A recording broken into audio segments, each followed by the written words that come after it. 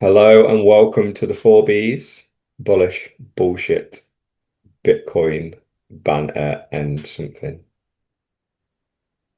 That's all I've got. Fucked that up, haven't you? That's all I've got. And I'm Mr. All In. We got Dr. Evil 10% here as well. We do have Sir Neverlook. I think he will be coming, but don't know what would he say? He's bleaching his arsehole or something. And so he'll be with us imminently. And of course, Mrs. No Show is of course a no-show. And we were all a no-show last week, or probably more particularly me. I was the no-show. So we've got a full agenda for this week on our good old topic of Bitcoin. But what's your thoughts? How is things in Dr. Evil 10% land when you think of Bitcoin? Bored. Bored. Prices Yeah. a bit When Lambo. one moon. I want my Lambo, and then I can buy some what you call it, Doge. I don't even know what the Bitcoin price is. I'm turning to Sir Never look. I just It's never ever actually look. I know we had a little dip in the last week, but it's a 5% dip, which I think at the moment, going from 90k in pounds down to 85, it felt like, oh, this feels like a bit of a dip, feels a bit alarmist. You just got to check yourself and go, we used to do that hourly a couple of years ago, and a dip was anything 15 to 20% in a But day, and it would happen regularly. looking at the chart, It we've just, hit the 90 within the last week, but we've had 58 in April. You kind of go, a third. We've gone up a third within a few months. That's just ridiculous. But what we're watching at 58K, when we're at 58K. 9th of April in Well, pounds, that is. I mean, in dollars, it looks a lot better, doesn't it? no, that's actually yeah, because we've been saying it's boring, yeah. But yeah, when you go back, we've doubled over the year. We're at 42k exactly this time last year.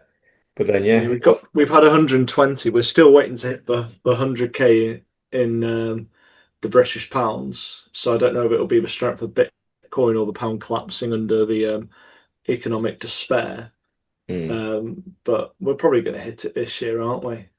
yeah. I think the reason it feels boring is it's this peak over here, isn't it? And we dip down. I must admit, I must have erased this big dip out of my memory because I didn't think this dip happened. I thought we've just been up here between Well, eight. we were just still in the land of, well, one Bitcoin equals one Bitcoin.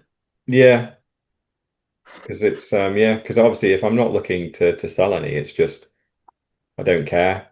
And yeah, so essentially like really from December, so it's been 8 months between 80 and 90k. But then yeah, we did have this kind of 2 month huge dip where we went down a third and then but then came back up pretty quickly, didn't we? So I mean, yeah, we it's don't seem to have had like the mass drive up which we've had in previous cycles. I know it's obviously because the numbers are bigger now, um, but I suppose it's just waiting for that excitement and a few more "I told you so's."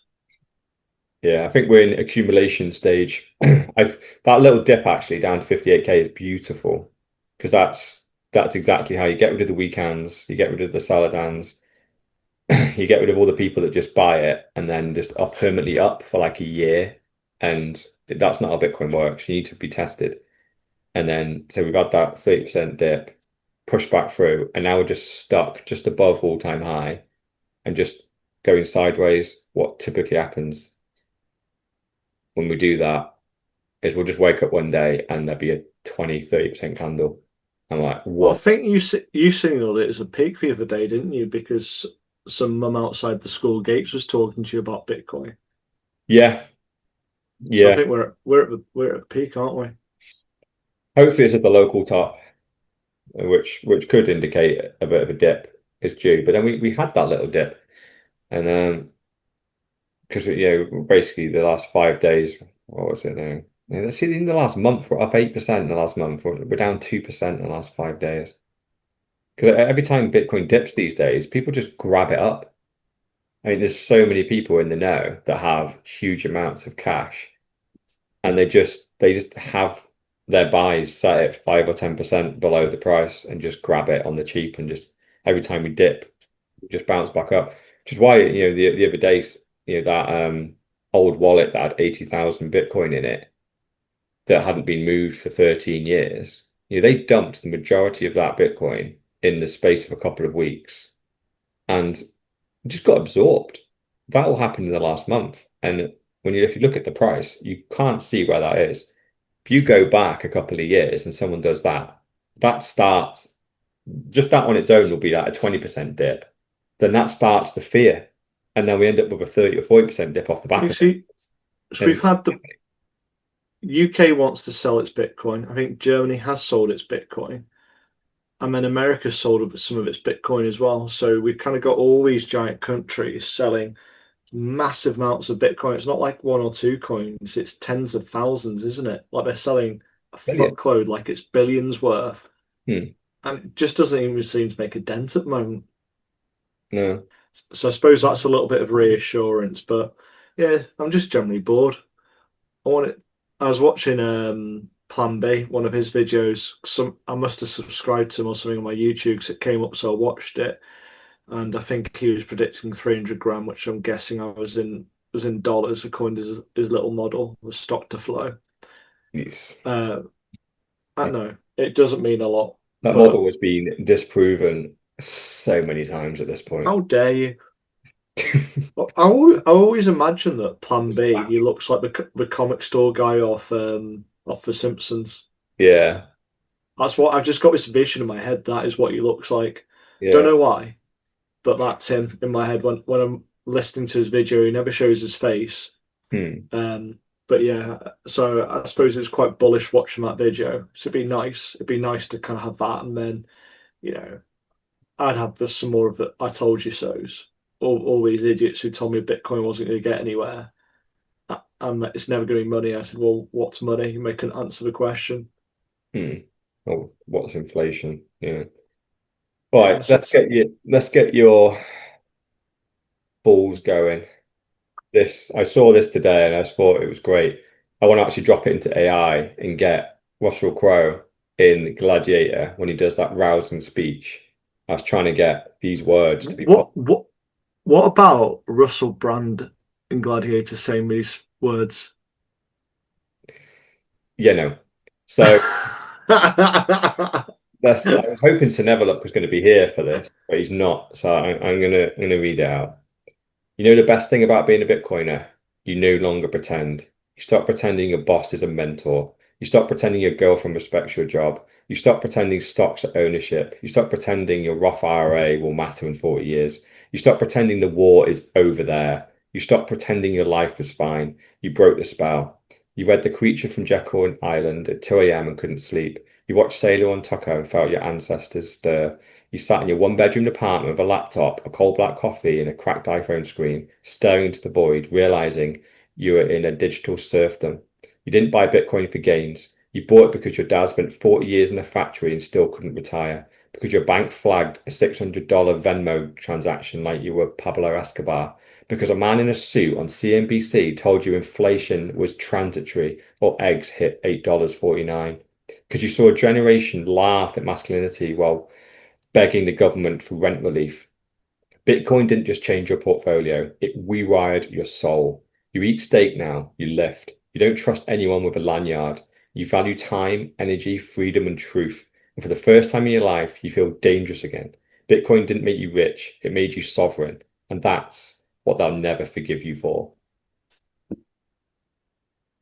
Now, there's a couple of things in there that I would change, but I fucking like that. That's the whole we didn't come for the gains, we came for the revolution. And you know, this is I Bitcoin does came open your eyes to so many different things. It makes I you came for the accountable. gains.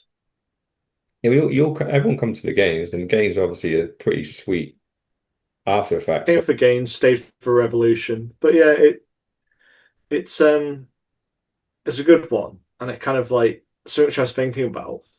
I do consider most people to be NPCs now.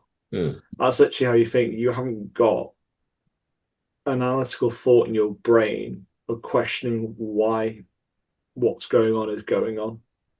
Do you think inflation's natural? I'm also reading Broken Money at the moment by Lynn Alden, and she's just talking about the European Union and Jerome Powell and what's the woman before him. However, he's saying, "Oh, inflation was too low. We've got to get it up to 2%." I was just sitting there. She hasn't explained it yet, but I'm kind of going, "Why? Why should it be 2%?" No. So at 2%, it's every 30 years, it halves the value of your money. Whereas really, we know it's more like triple it. Inflation's always a life figure, so triple it. So it's really your money's gone within 10 years. It's a rough calculation. And I was just like, why? And we question all these things of why are we doing it? Why does it even make sense? And we can't pretend it makes sense anymore. Yeah. When someone talks about inflation and greedy companies, it just sends me over the edge. Oh, I know. I like the line in there, which is you don't think the war is over there anymore. And that's the bit that resonated with me that actually made me put it in. I'm like, yeah, you're right. Because all of us are like, well, most of like people in the Western world are lucky enough to not be in a country that is currently in a war zone. Quite a lot of our countries are at war, but over there, and you realize, are they not the real wars though? There's the main war is being played with money. And we are in the war right now by being essentially we're just frontline fodder in the 9 to 5 grind where we oil the cogs of these huge corporate machines that just funnel tax revenue and our expertise to build all these basically products and services that the elite end up using and can profit off from by investing in the S&P 500. But we are at war with them right now, and we have been since 1971. And it's I say a lot longer than that. It was a world wars when it really kicked off. yeah, I said yeah, it's the argument it started in 1912, and then but really, the world is largely on a dollar standard. So it was when they came off that it really then just went, oh, okay, inflation is now just rampant. That's where all the charts just go like this from 1971. Um, and yeah, we are at war. And if you don't realize you're at war with your own government right now as an individual. And that's what's so difficult about it. And they don't say they're at war with you, but they're attacking you. They're stealing your time. And it's the most valuable thing you have is your time. Because by stealing your money, the work you do is worth less, your savings are worth less, your pension is worth less, your savings are worth less. So hence you have less time to live and do the things you want to do. And that is Am I the telling you that it's normal and you have less time off than a serf back in medieval times? yeah. And that's the thing. There's always some NPC that's there like to back up that, oh no, we live in the best time ever. And you go, well, to a certain extent, yeah, there are a lot of technical advancements that have made our life much simpler. But earning a living and buying a home and retiring early, it's probably never been harder. Well, you think medieval times again, you just build a fucking hut out of stone and wood. Yeah, at least you were There'd free back be then. there'd be no question. Well, you weren't really. You were still a serf, pretty much a slave, but you had more time off and you didn't get taxed to fuck. You had to work the landowners, so like the landowners' land for was it two of the days a week, but it was certainly a lot less. Well, we have a wild Sir Neverlook about to join. Oh, he's been to his party. Is he covered in baby oil? We are live. Please do not swear. He doesn't look like he's glistening. Yeah, I'm going to mute him. It's been muted. Let's carry on until we figure Right. it out. So we've got next one, Barstool Sports. I'll Your be honest, I didn't listen to this. I started and I just thought these are an absolute bunch of morons. They absolutely are. But this is a great little video, right? So obviously it's linked in the show notes. It's a little bit long to share here. I'm not going to clip it in. But basically, all they're doing is they're just chatting about Bitcoin. They've realized it's well over 100K, and they're all just having huge regrets. None of them have bought serious amounts. They bought token amounts and then sold it at various times. But there's one lad, I've forgotten his name now. Oh, Is this a company which Salad Hands owns? yes. So basically, anyway, there's one lad in the back that basically goes, "Oh, my brother or his mate basically went, you should just DCA in and forget, set and forget." So it was 5 or 6 years ago. Yeah. He set up a DCA and just left it.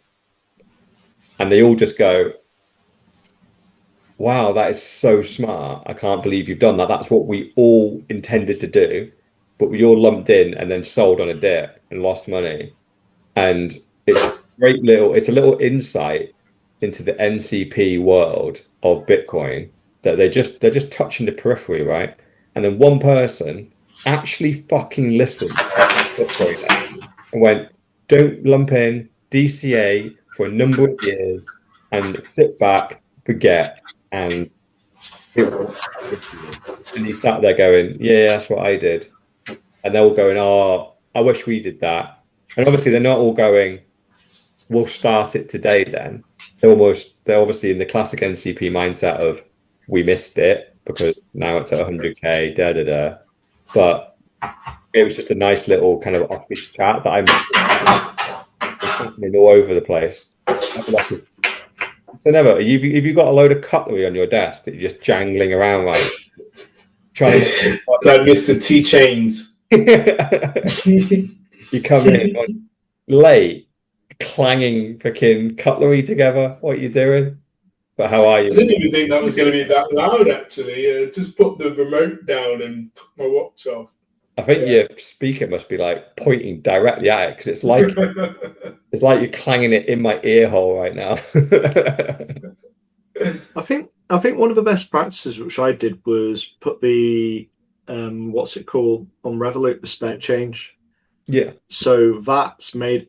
I'd love to be able to get a report to find out how much fiat has got into it versus Bitcoin, because a sizable amount has appeared in my spare change wallet over the years. I've had to empty it a few times as well.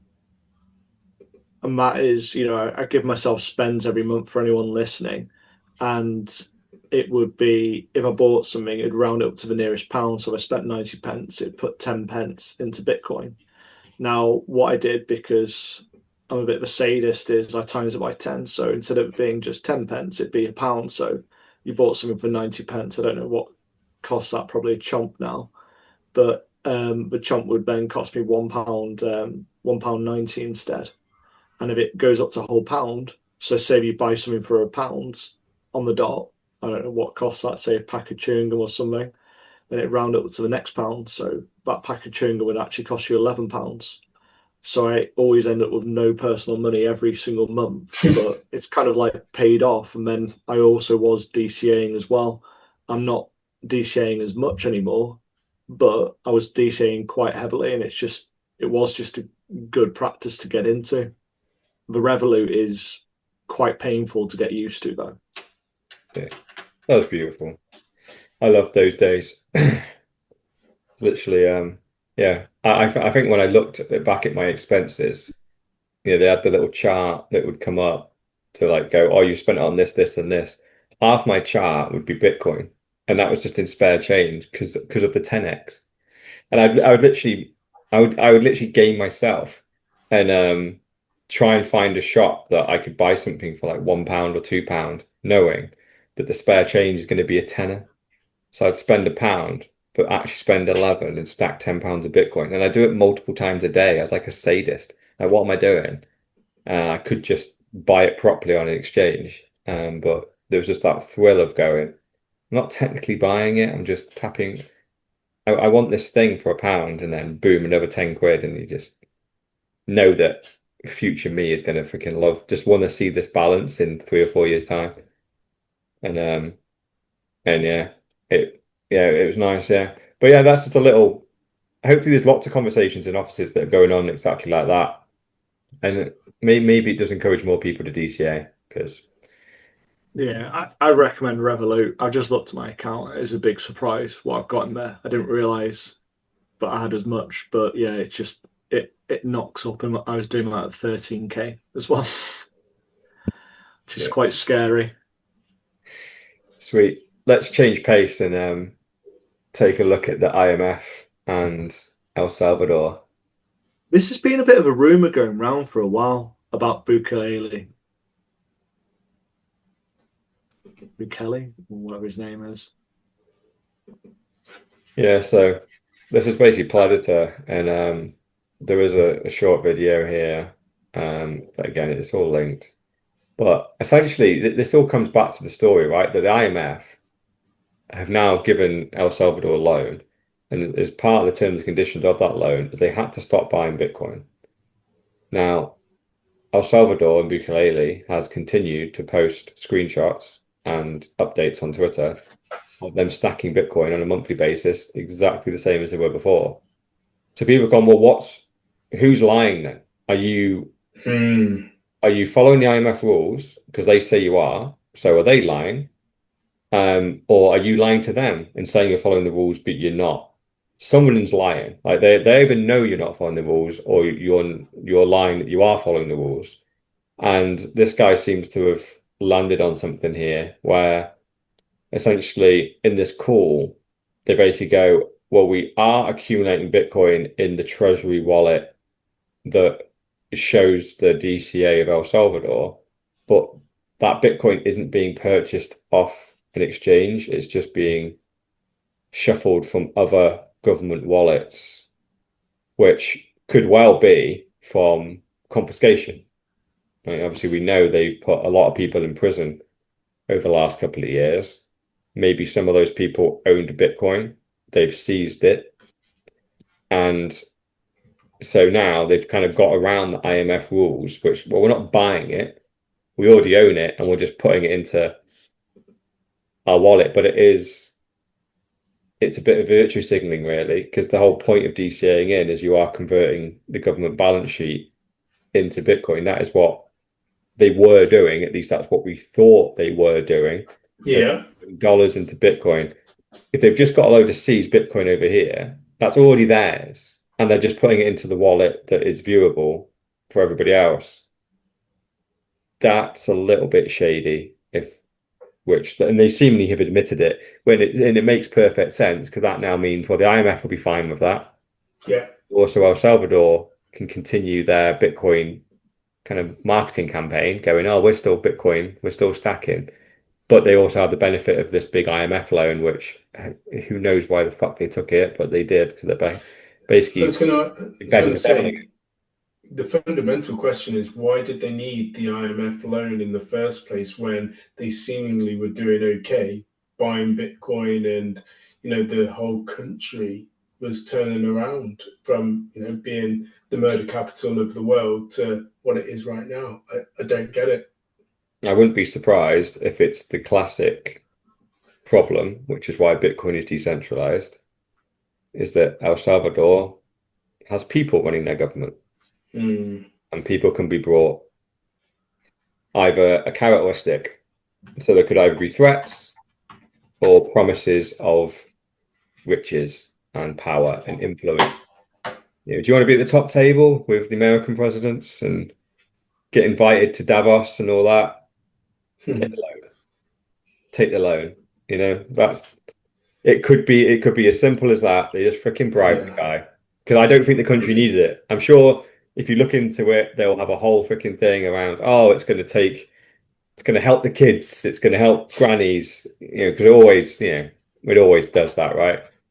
But really, we won't really know probably for another 10 years when Bukele's long quit politics and gone off into his private life.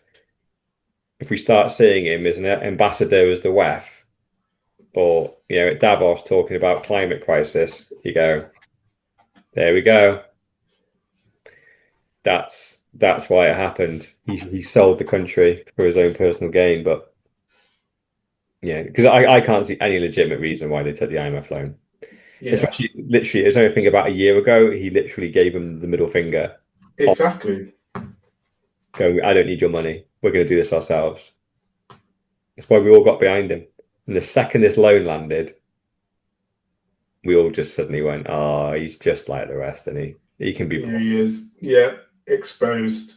He probably has been brought." So yeah, sad times, but of course they were going to target ourselves because I think it's like to a certain extent, maybe he's doing it for the country's sake. Maybe the IMF literally just went, "We'll stop the global media campaign about slagging off El Salvador and you, calling you a dictator every second week.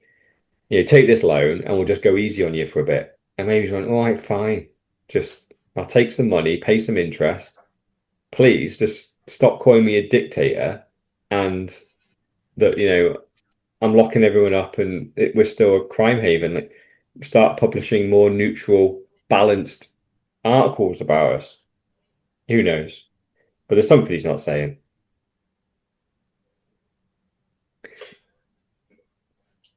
Well, in time, we'll find out. But I'm erring on the side of it's going to be bad. And we're going to, I was going to use the word be let down. I'll use not surprised. He's a politician. Unfortunately. Yeah. Yeah. And all politicians, unfortunately, end up being the same. They want power, influence, and they want the world to adore them. And they also want all the riches that come with it. So it does tend to attract the wrong characters. Yeah. But it looks like, in positive news, at least for the UK audience, is that we might be finally getting access to proper Bitcoin ETFs. Correct. Which is This news. This has been bubbling around for like 3-4 years, hasn't it? Yeah. Which, wow. It's not going to rock the needle though. Like, we're getting taxed to fuck. There's no spare money. Well, you say that, we know where the bulk of the money that went into the ETFs in America came from the pension funds. So if they all make, even a 1% allocation to Bitcoin, I still don't think it's massively gonna, it's not gonna freaking do much, right? America's one of the biggest markets that there are. So the UK's piddly compared to that, but still, it's just good for people in the UK, right? Now, if you have a pension, once this is properly all authorized and done, you can now tell your pension provider, "I want to be exposed to Bitcoin. I want to Bitcoin." So you're going to locate your old pension? Yeah, damn right. Once all this goes through and it's all verified and all kind of gone through, apparently it's been lifted on the 8th of October. You're not waiting for the Ethereum ETN? Because, dude, think about it. If Ethereum gets the same price as Bitcoin, that's like a 30x. The flippening, man. Well, it's interesting timing because recently I consolidated my pensions, and so I have them all in one place, but then I can now move them. I've recently set up a new account with Interactive Investor because the company that I was with previously won't have this, or not as easy, I don't believe. It was just Nest, essentially. But then I'll just, redirect all of those funds over to Interactive Investor and go full-blown ETF. Yeah. So I can't wait. Yeah. Funny enough, someone was messaging me about this. They're asking me about whether I reckon there'll be a way to invest pensions into ETFs. And this was a couple of weeks ago. I said it's been on the agenda for a while. It's just the UK is slow. We're usually like 2-3 years behind the US, so just wait and it will come. And now, literally within a couple of weeks, I'm messaging back. I'm like, it's coming in October. You can move part of your pensions. He's on about moving 10% of his pension in. Beautiful. I had the same as well. I know numerous people as well that have got pretty large pensions, and have literally asked me about exposure to Bitcoin via these pensions, and up until now, it's pretty difficult, other than taking it out into a SIP and then basically put it in MicroStrategy or something. Correct. Really, you just want a real life kind of bundle of things, or really, you just want something that properly tracks the price of Bitcoin with no fluff.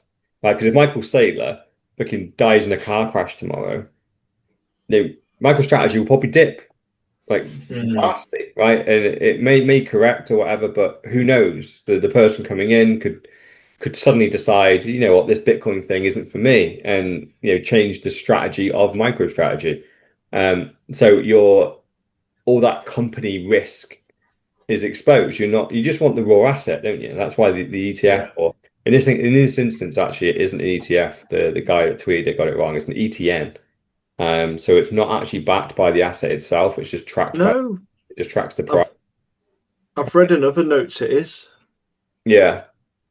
So but it's basically the same thing though. Because obviously we don't really believe the ETFs are backed by Bitcoin in America anyway. They just track the price.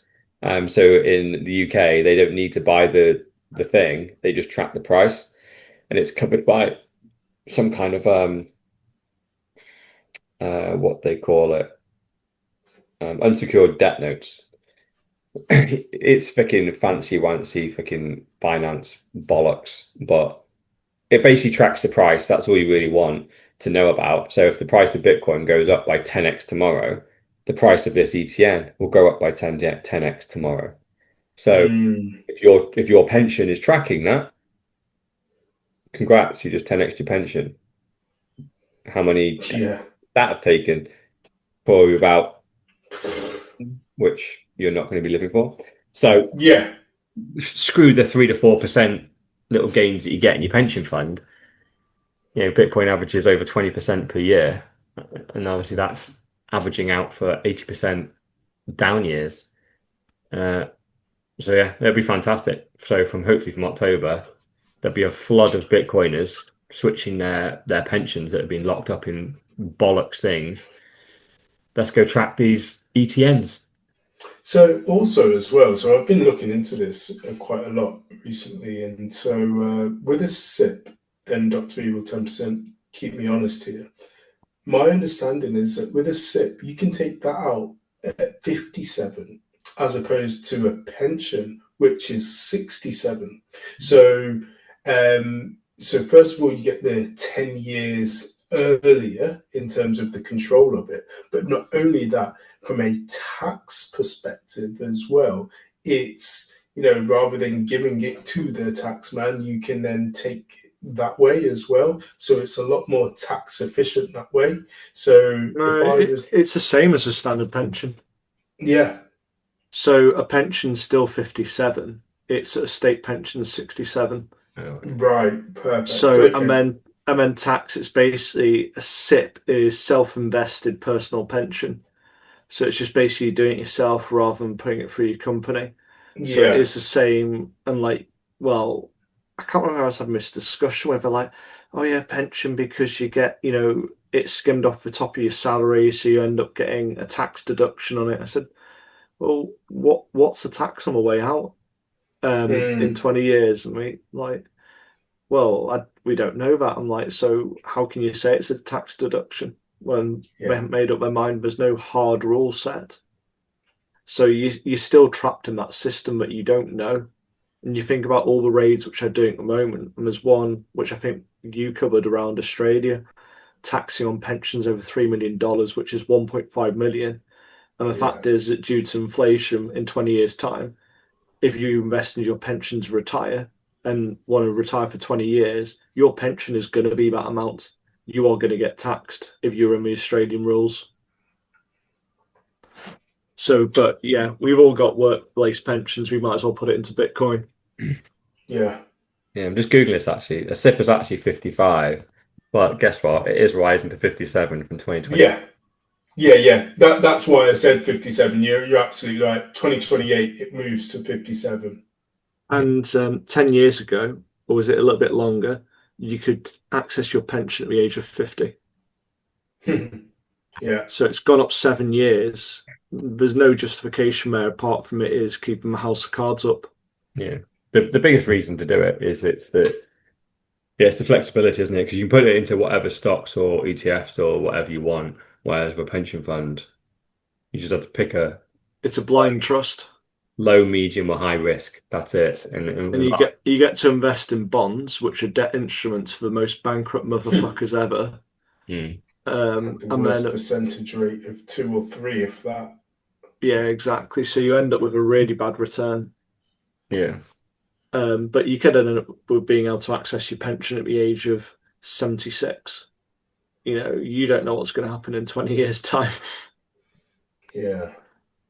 So the whole thing of like you can get 25% out at the beginning, tax free, that's all well and good. But yeah, I think that's the route that I'm going to definitely be going down, and I'll be looking forward to that date as soon as it comes.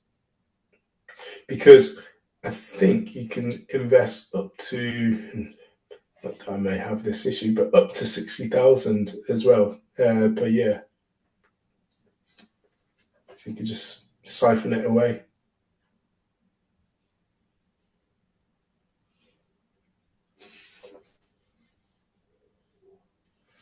Right.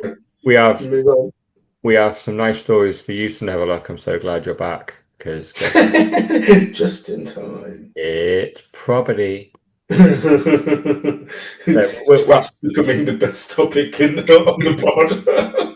Ease you in. We'll ease you in. This is just a nice little softball because it's just a topic really, just to go. What's your take on it? What do you think? So this guy, Bitcoin Ricci, whatever his name. If you paid your mortgage off early, congratulations. You officially don't understand debt and math. Correct. Do you think that's correct? Yeah, absolutely. I don't believe in terms of paying the mortgage off early. I think it's probably one of the, even though mentally it's not great because you think, oh, I'm paying this out, but it's probably one of the best debts that you can have, given the rate of inflation of money and the way that money erodes over time. So I would just simply pay it off very, very slowly. Dr. Evil, what do you think? It's one of those hard ones because if you end up with the interest rates going up on your mortgage, then it can cripple some people. So, you know, for most people, it is a risk and reward. And Bitcoin, I think there's still that kind of like thought of a risk around it. So I think we're all like two trains of thought around this. You have got to think about it, balance. Like, what could the UK do? They could, I suppose, ban certain aspects of Bitcoin, whereas you do just need, you know, you don't want to be getting higher interest on your mortgage because they're fucking around with inflation again, do you? So I think it's good. I'd go for a balance, but you know that was always going to be predictable. Yeah, because I did reply to the tweet. So my comment on here was basically not every decision in life should be a math problem. Emotions and the fact we will have a finite time on this planet come into play. Plus, by keeping a mortgage, you continue to play the fiat game. They can change their rules at any time. You trust BlackRock as your landlord. And so yeah, I pretty much echoed your thoughts there. Because it is the peace of mind to know that, like, because whilst it can be, well, it is officially probably the cheapest money, the cheapest debt that the average pleb can get hold of. But it's almost like saying it's very, very similar to a pension, a mortgage, because you go, well, what will your payments be in 10 years' time? You know, what will your taxes be on your pension when you retire? Nobody knows because no one can lock up their mortgage rates for that long. No one can lock up their tax payments now or in 10 years' time. So you're basically having to trust the government and the banks to still play nice. And yeah, who knows what interest rates, because at the moment, you know, because if you go back 20, 30, 40 years, pensions were fucking awesome. They were the best thing you could pay into. Property was fucking awesome 50 years ago. Buy as many hours as you freaking can. Because they were all super cheap. And yeah, you would You have could get them. your 10x Yeah, your really cheap. You could get them for free. what? It's mind blowing how good it was. You could get 110% mortgage. They give you money on top. The next You day can't you renovate could, it before you moved in, yeah. yeah, yeah, literally. And the next day you could remortgage it. Literally the next day. So you could take the interest rates are pretty much nothing, weren't they, for about 10 yeah. years after the 2008 financial 2008 financial crisis. So we've But ended up only with really people low that were, interest, yeah. and we're about to probably hit higher interest after October, aren't we? Because there's plans for more taxes, so we'll end up with higher interest because people want more returns on their bonds because they think that we've got a useless economy in the UK. Mhm. What's Yeah. interesting is only people similar to us, I guess, that are in Bitcoin, only people that were in property were doing this. You know, so it was like a small niche community. Whereas, you know, we look back and think, why wasn't everybody doing this? But they would have looked at it like as scary. But those that were in the know and had read through everything and understood it were like, this is heaven. This is the golden age. Like, go all in. And that's how people ended up with 40, 50 plus houses because they were just rinse and rinse and repeat once over again, once time and time I again. remember like seeing some media about this couple. They looked about 60 something, but they're both teachers, and they had an empire of like 100 houses. And you're just like, Yeah. how the hell did they ever raise the money? It literally was Exactly. debt upon debt. Yeah. And it didn't even matter the fact that they probably had no fucking clue what they were doing. They probably lost money on each and every house if you work it out based on rental payments and work they did on those houses. Thing that saved them is property prices booming. If the value of your house goes up by 5x, doesn't matter how badly you fucked up the management of that property. Correct. 100 grand house is now worth 800. You win. Yeah. You We win. win. And they all just got super lucky. And You just play with some foil on your desk or something. eating crisps now. Yeah. Just like that person at the cinema eating their popcorn. My microphone's quite way away as well, actually. It's like it's in the room again. It's in the room. I think you might have it on the wrong setting or something because it's picking up all the sounds in the room as opposed to just like pointing at your voice or something. But yeah, let's go on to the real property story that I wanted to do. Another one dunking on it. Bitcoin killed real estate. Nobody takes real estate seriously anymore. You get a 30-year relationship with a bank, a city that taxes you forever, and a roof that ages like milk. Bitcoin only gave you roughly 70 to 80% analyzed over the past decade while doing nothing in your garage. Let's break it down. And you've got some poor guy, passive income dream. He's plunging the toilet, trying to evict people, fix stuff, property taxes. You got the Bitcoiner just sat on the beach, dipping his self-custody, hodling Bitcoin, going, I ain't got no tenants. I haven't got any bosses. I'm not paying any taxes. It's just Bitcoin only, bro. It's a future. Property was for the boomers. Bitcoin's for the millennials. You a boomer? I'm a millennial. You're booming all over the place. It's funny, actually. Yeah. So I think we've spoken about this guy before. So Grant Cardone is he was one of those that was like properly into property, but his twin brother Gary Cardone is a full-on Bitcoiner, and I always said if he could convert Grant's audience, because Grant was always the boisterous twin that was out there and in front of everybody, then he will bring a lot of new Bitcoiners to the party. And Gary is effectively he's done just this. So on his own home. So cut a long story short, he sold his $2.5 million house. And I didn't want to interrupt before, but we were talking about DCAing. But whilst he preaches to everybody about DCAing, he just deployed it all straight into Bitcoin, and that's the route that he's going. Yeah, and obviously he's rich, isn't he? So, but $2.5 million in, it sounds like a lot of money, but who knows what he's got, right? It's correct. That could be a version of DCA. That's his 2% allocation or something. Yeah.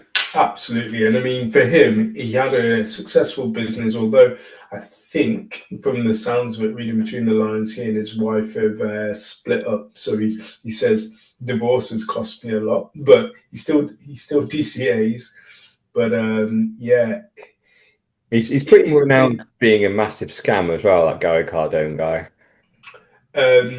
More Grant than Gary.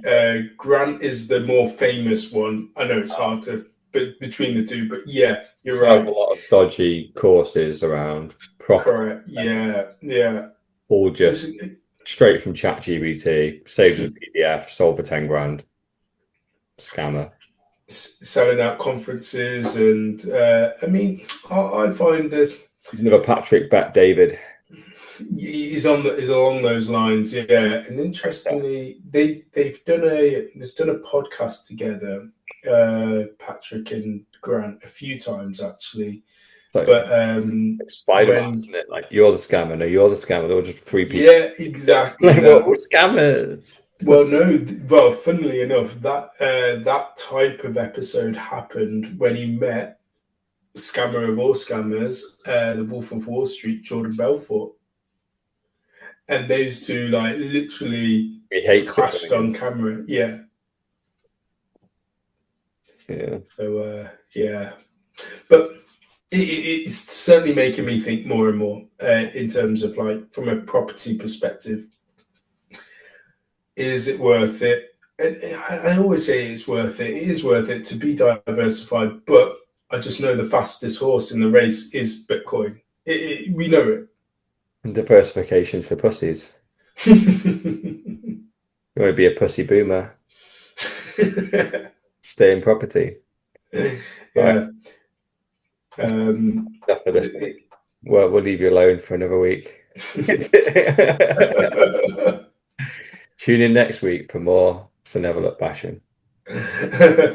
So I came across this documentary, and oh my god, it was like, it's just gold dust. So the title of it is I live 500 feet Bitcoin mine. My life is hell, right? And this has got 1.5 million views from, I've never heard of this channel before, but it's a very professionally done documentary. They're interviewing this poor old couple who, to be fair to them, are very, very close to a huge mining operation. I think it's the Marathon one. Marathon mining. Oh, Jesus.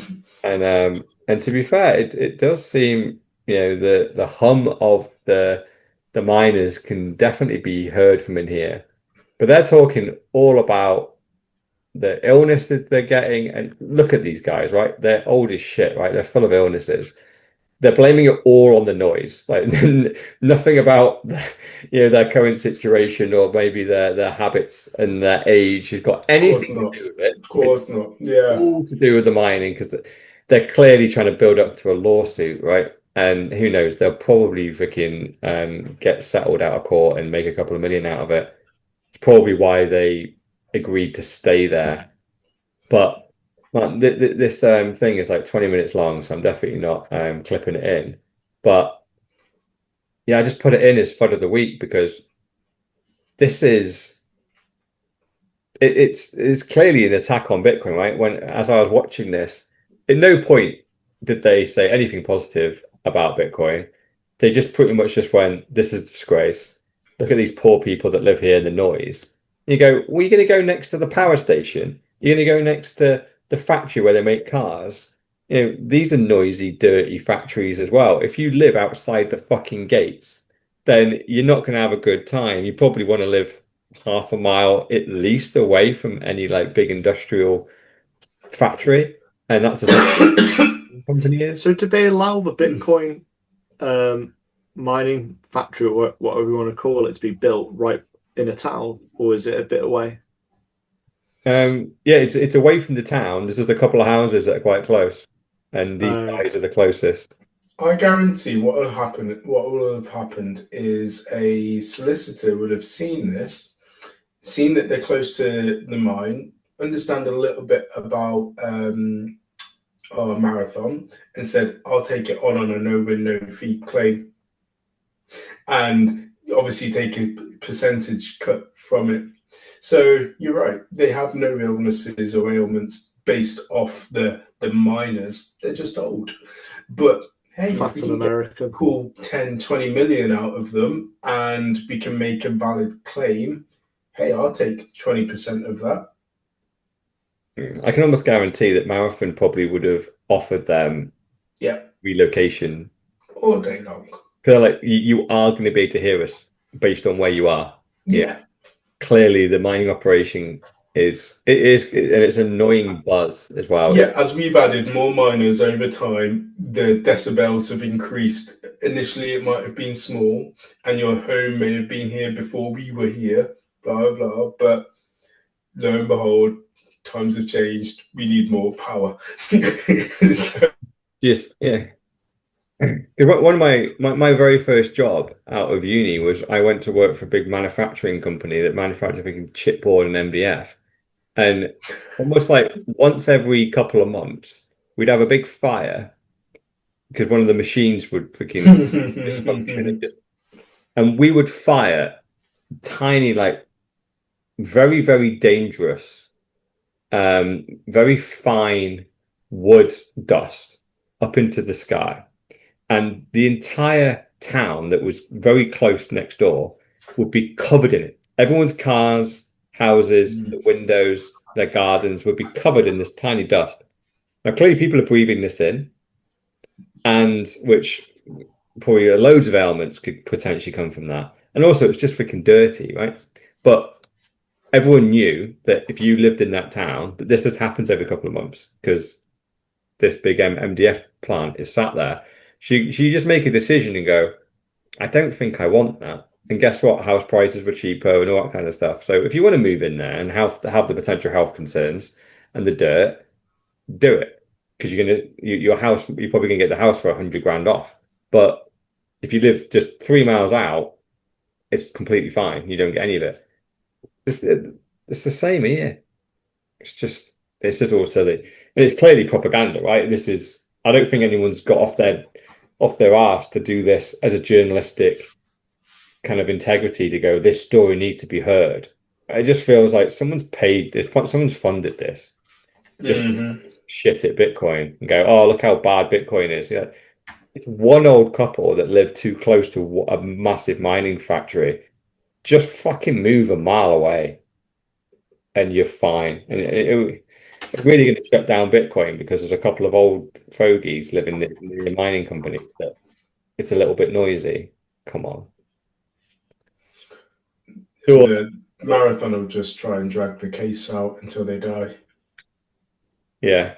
The thing is, it'll be worth Marathon just being, they'll probably get the court case. They go, here's £1 million, settle out of court, and they'll go, thank you, and just piss off. And they'll move and go on and live on a cruise for the last 5 years of their life. Yeah.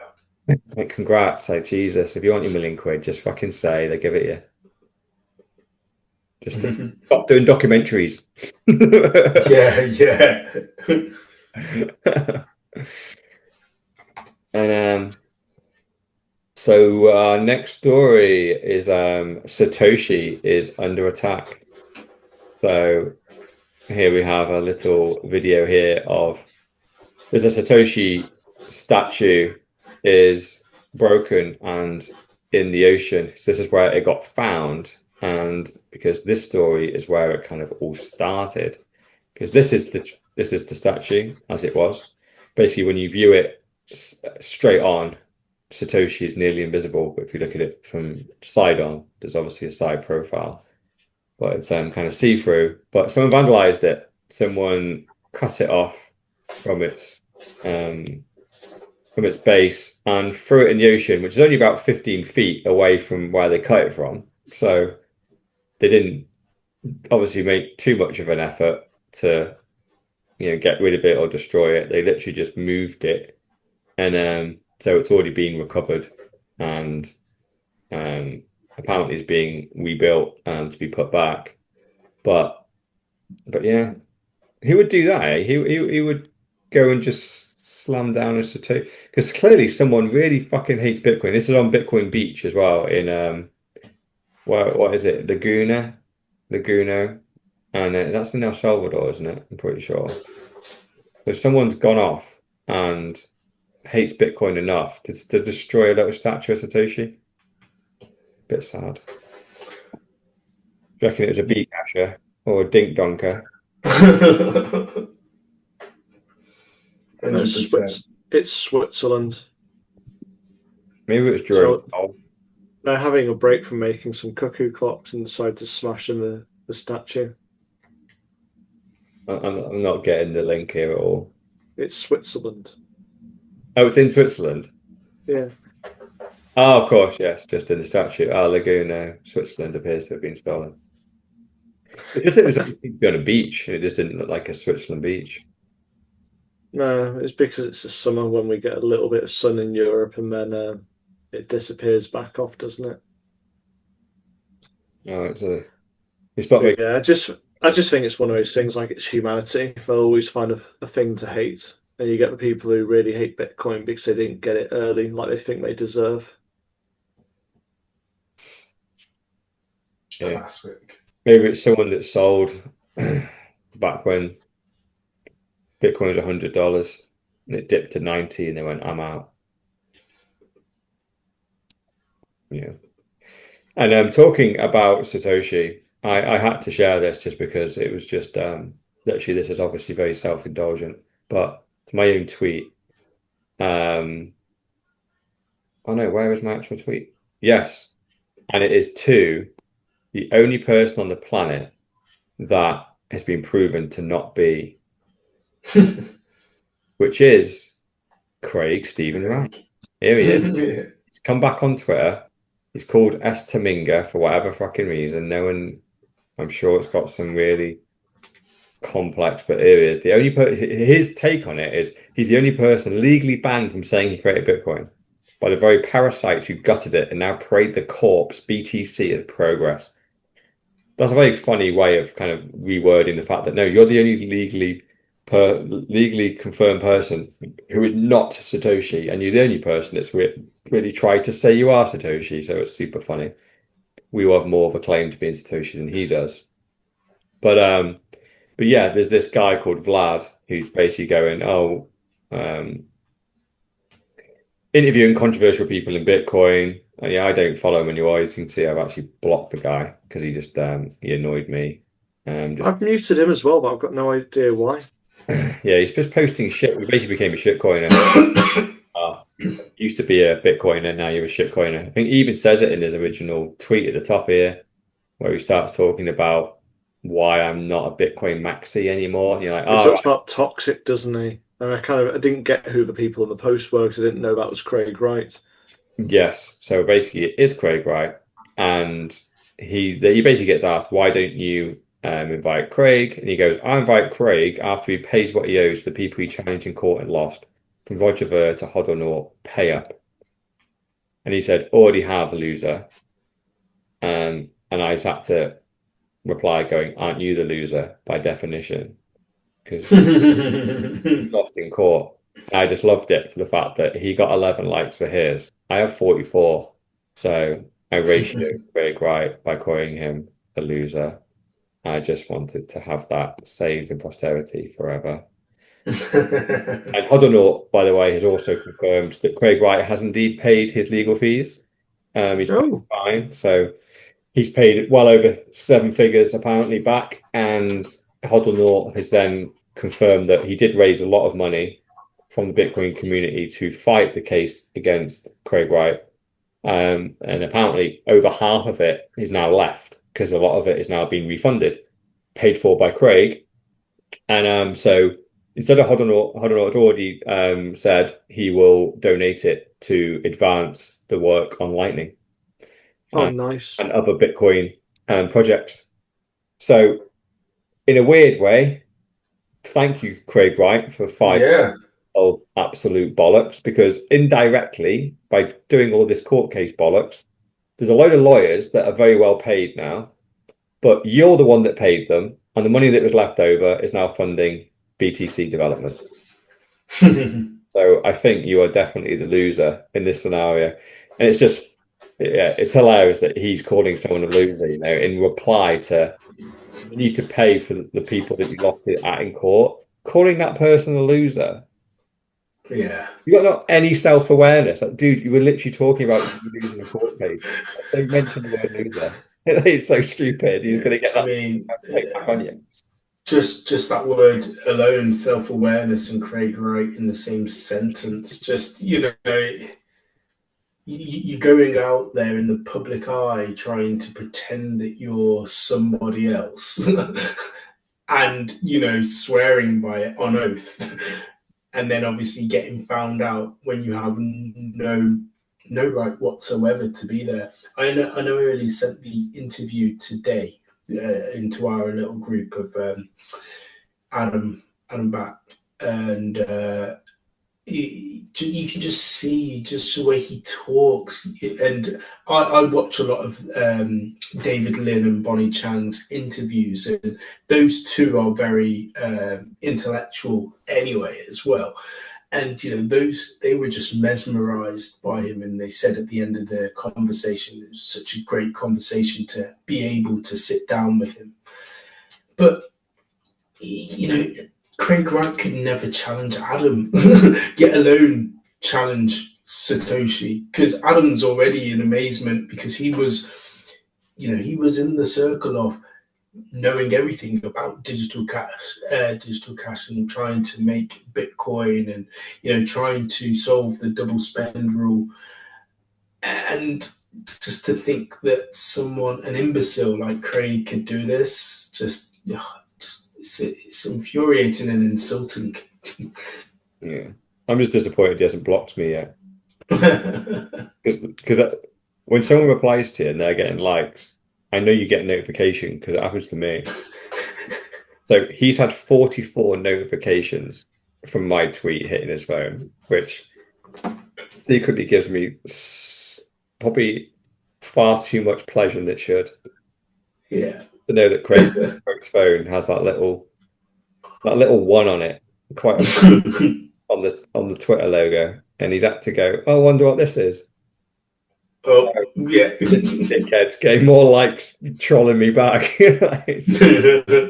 Just the fact that he saw it is just good just to know that every little bit of inconvenience or pain that we can deal to Craig Wright is well deserved. He's a complete sociopath narcissist. Well, I am going to make it 45. Just going to go in. There we go. Boom. 980 views and 45 likes. He's pretty quick with the ban hammer, good old Craig. So, because his original account, I was banned so fast. The ban hammer, yeah. Yeah, he can't take any criticism. He just wants his fanboys around him. So, yeah. Oh, 46. Oh no, it's a different tweet you just liked. Dr. Evil. Oh.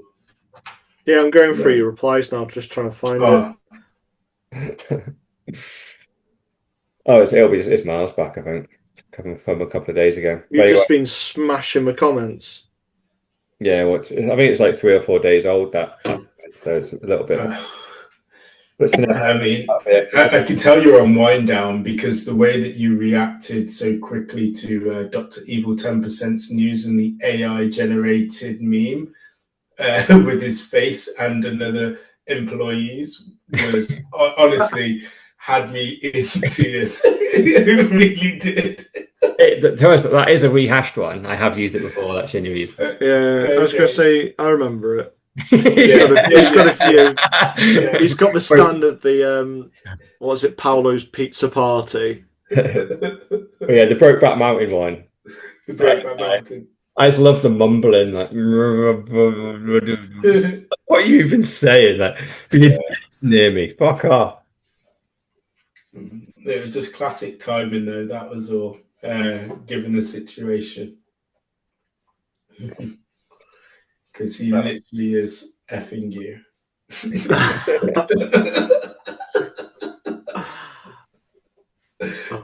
On that positive point. Yes. Have that and go to sleep on that, Dr. Evil 10%, because I will take us out. Yeah. I know all this. I know I wasn't here for the start, but this has been another Bitcoin show, the 4Bs, bullish Bitcoin banter and bullshit, brought to you by Dr. Evil 10%, aka the People's Champ, Mr. All-In, aka the $1 Trillion Man, myself, Sir Neverlook, aka the Excellence of Execution, and surprise, no surprise, Mrs. No Show hasn't been a show on Pod 177. Peace out.